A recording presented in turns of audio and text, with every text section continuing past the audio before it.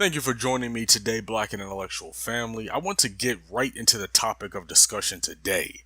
I want to talk about Trump's congregation of sunken place black collaborators. Yes, I'm making another video about this because this needs to be addressed because I don't see nearly enough people talking about this dynamic that is ongoing right now in this country. So we have to talk about these things because a lot of these stories and the meaning behind why certain things are happening isn't really being addressed.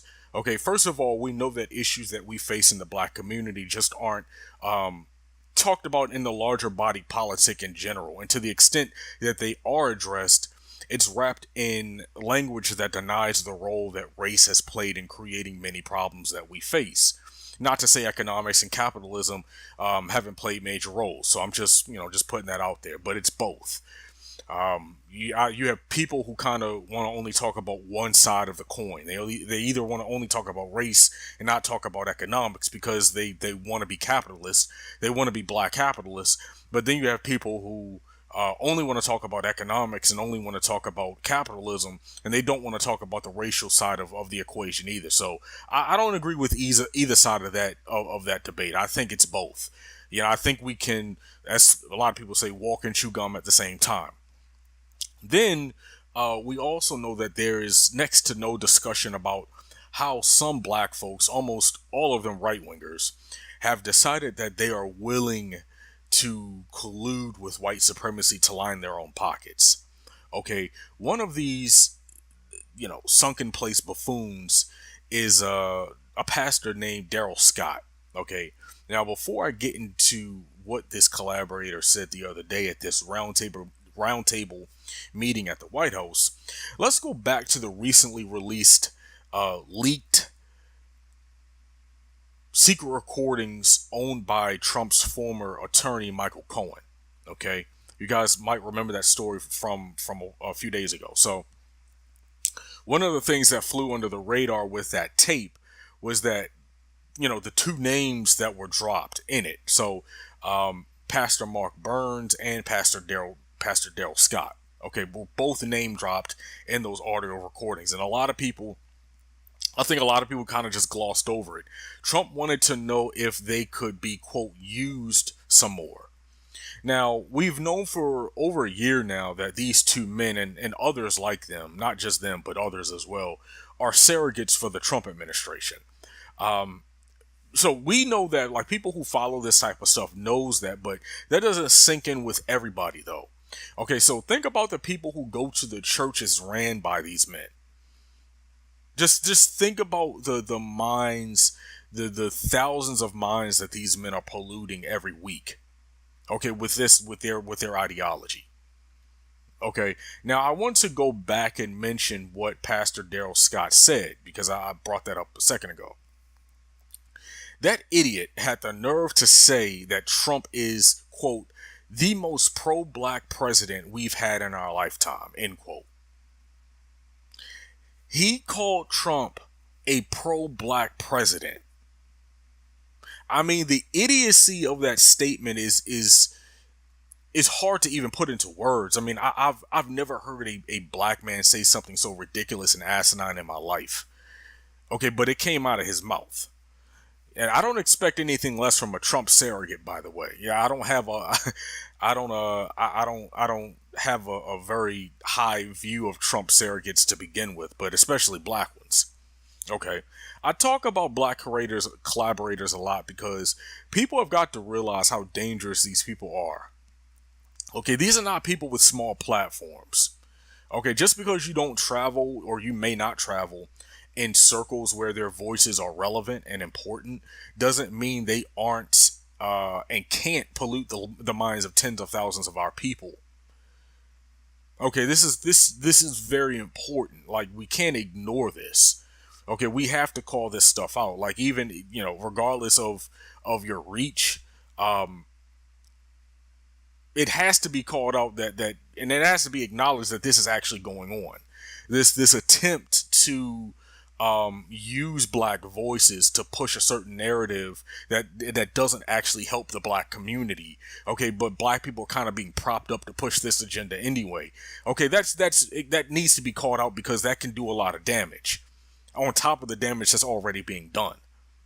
Now, they were there to talk about, quote, prison reform, which, come on, black family, come on.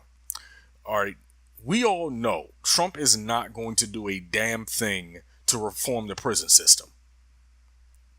Okay, but what we do know is his Attorney General, Jeff Sessions, is working overtime to strengthen the prison industrial complex. Okay, private prison stocks are booming under Trump. Booming.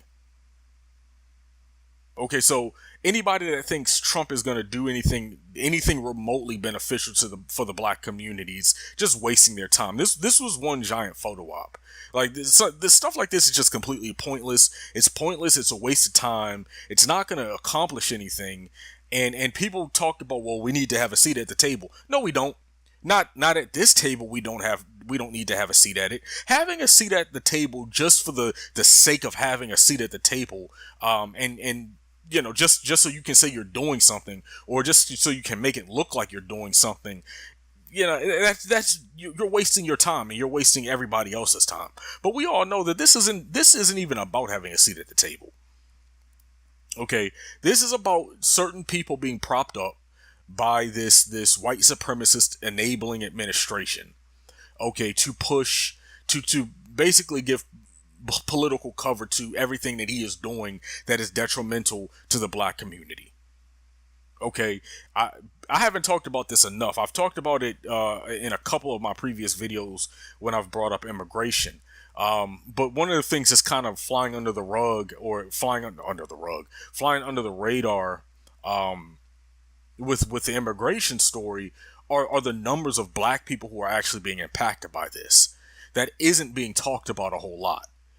Okay, which is why I completely disagree with certain black people in black spaces online and social media who have taken this position on this issue that I personally believe aligns them with white supremacists.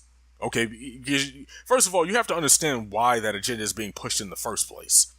Okay, the immigration agenda has nothing to do with protecting black workers or protecting black families and making it easier for black families to make money and get jobs. That doesn't have a damn thing to do with it. Okay, so anybody who's trying to push this narrative that taking this right-wing approach to the immigration issue is somehow going to help black people is engaging in a lot of misinformation, in my personal opinion. Okay, the immigration agenda is purely about protecting the white majority. Period.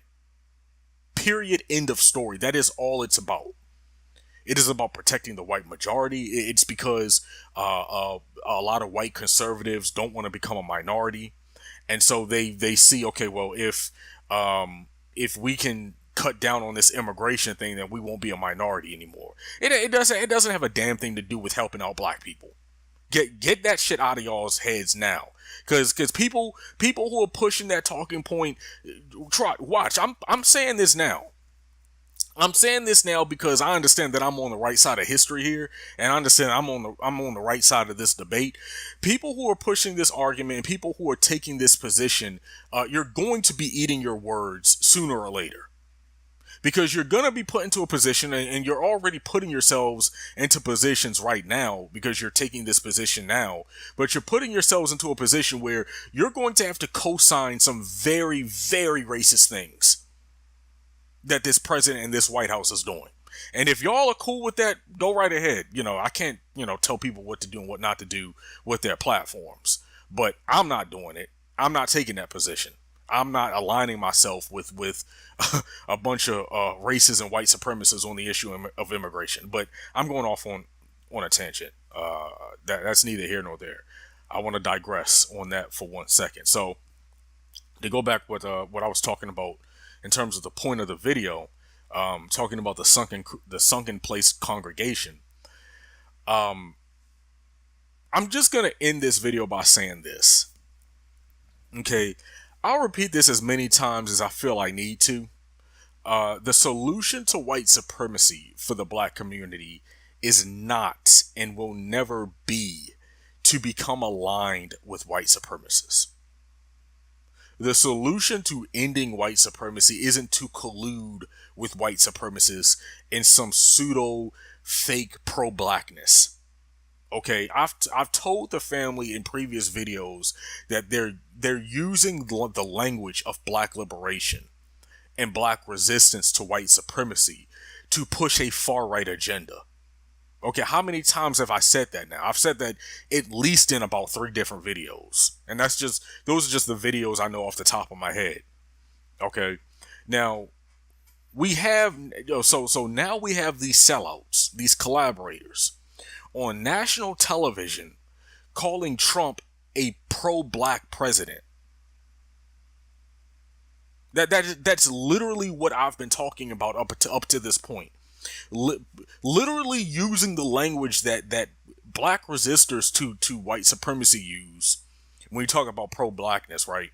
And how, and not to get into this whole issue about whether, pro-black is anti-white. That's another video for another day. I don't believe that either, but they're clearly using the language of social media activists and black Twitter and people on Facebook. They're clearly co-opting that language to push a right-wing agenda. If you don't see that now, you're not trying to see it.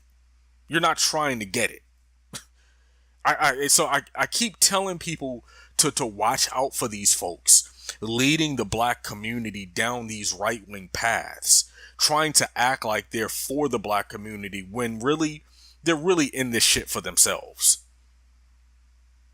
And that's the perfect place to end this video. So hit the like button, hit the subscribe button. Check out my blog, www.blackandintellectual.com.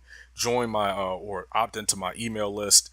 And it's funny. I just want to say one thing. The last video I posted, which was about that Georgia state rep, either state senator, state rep, it doesn't matter.